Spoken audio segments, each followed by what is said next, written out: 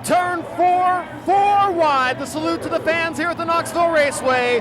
Second night of the 37th annual Amoco Knoxville Nationals featuring the Pennzoil World of Outlaws Series sprint cars.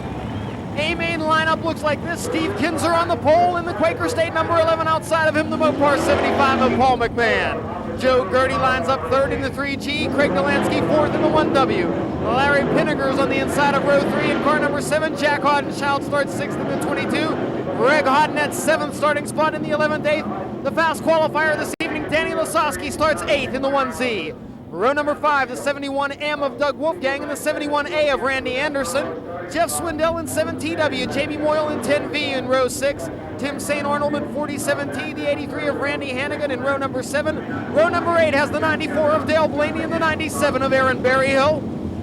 Row number 9, the 4H of Kenny Hansen and the 11D of Dion Hindi. Tim Crawley in the 87 and Peter Murphy in the 1S make up row number 10. In the 11th and final row, Terry McCarl in car number 8H and the 12A of Kevin Gobrecht. Pace vehicles pull to the infield now.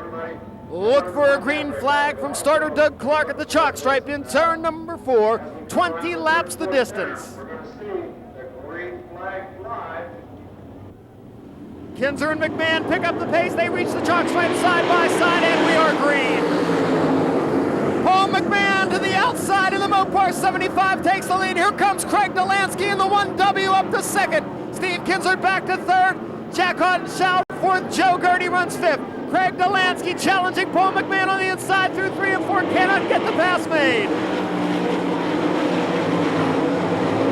Jack Hodenschild in the Pennzoil 22 looks to take third from Steve Kinzer in the Quaker State number 11. Not enough to do the job in 1 and 2. Danny Lasowski in the 1Z trying to make his way forward. Hodnett goes back to the inside of Lasowski down the front straightaway. That's the battle for 6th and 7th. Meanwhile, up front, Craig Delansky puts the 1W into a slide job, tries to take the lead from McMahon. Delansky will lead the lap at the stripe. Craig Delansky out in front in the Conwest Freight Express number 1W.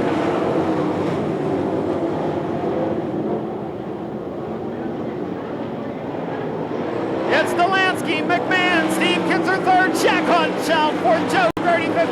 Here comes the dude trying to get by Greg Hodnett as they battle for 6th. Lasowski with a slide job drifts up to the cushion, drives off, exiting corner number 2.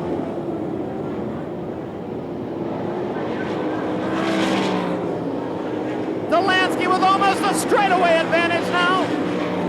A 3-wide battle back in the pack. Larry Pinniger, Jamie Moyle, and Doug Wolfgang all going at it. Pinniger now takes control exiting turn number 2. Comes Moyle back on the inside.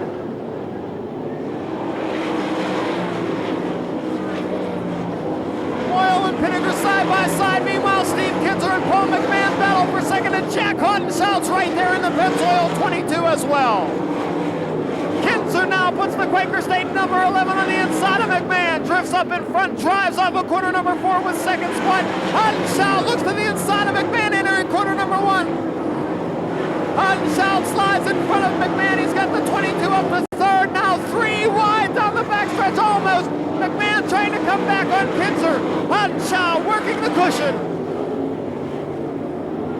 An awesome battle for 2nd spot. We've got a yellow flag. Car number 7, Larry Pinniger, is spun on the inside of the backstretch. Once again, a single file restart with 8 laps complete. Craig Delansky leads the field. Steve Kinzer running 2nd, Paul McMahon 3rd, Jack Hodenschild 4th, and Joe Gertie 5th. Danny Lasowski mired back in 6th spot. Single foul, they approach the cone on the back straightaway. The green flag flies, the race is back underway. Steve Kinzer in the Quaker State number 11 gets around the lap car. Tries to go past the 47T of Tim St. Arnold and set his sights on race leader Craig Delansky. Jack Hodenschild sideways in corner number 2. Saves him, but he's lost a couple of spots. Greg Hodnett now coming up to try to get by Hodenschild as well. It's Delansky, Steve Kinzer, Paul McMahon, Joe Gertie 4th, Jack Hodenschild back in 5th. Hodnett 6th, Jeff Swindell 7th. That's a nice battle for position.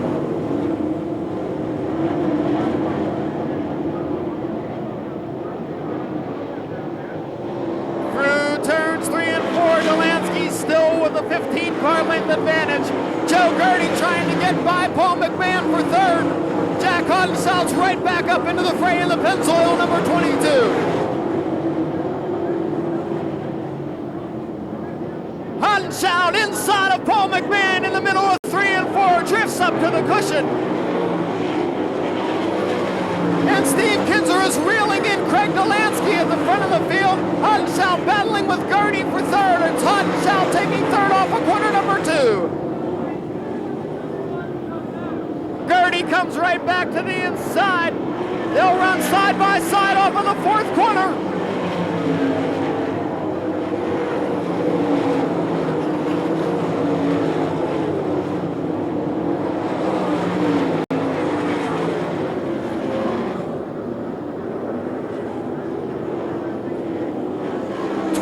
Laps complete, 8 more laps remain.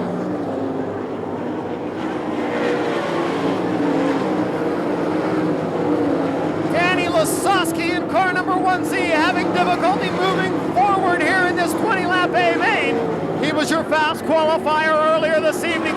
Meanwhile, up in front, Kinzer's closing in on Delansky, and here comes the wild child.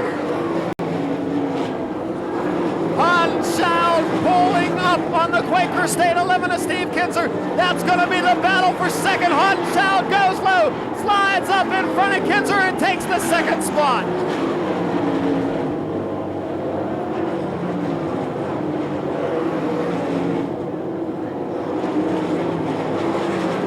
Hodenshout working very well in the Pennzoil 22. Bounces off the cushion in turn number 4, down the front straightaway, closing in on Craig Delansky.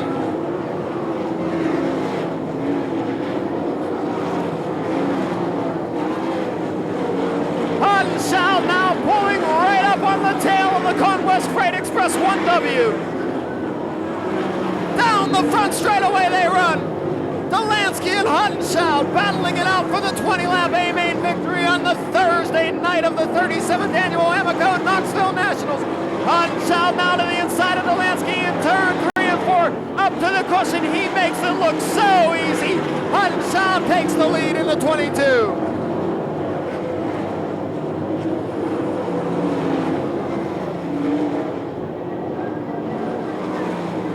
Heavy lap traffic now right in front of race leader Jack Hodenshout.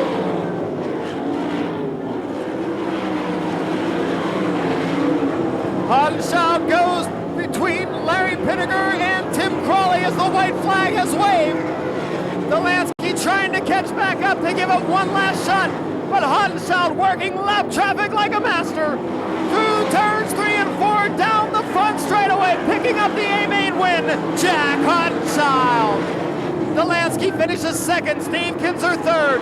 Danny Lasowski up to 4th right at the end. Joe Gertie rounds out the top 5. Jack, certainly an up and down night for you. How'd you get to the front? Yeah, I don't know. We just, I figured we'd be all right in the feature starting the 3rd row. I didn't really expect to win it, but I figured we could run the top 3. So we just kept working on the car all night and changing a bunch of stuff, and we got good enough there at the end where we could keep up with them.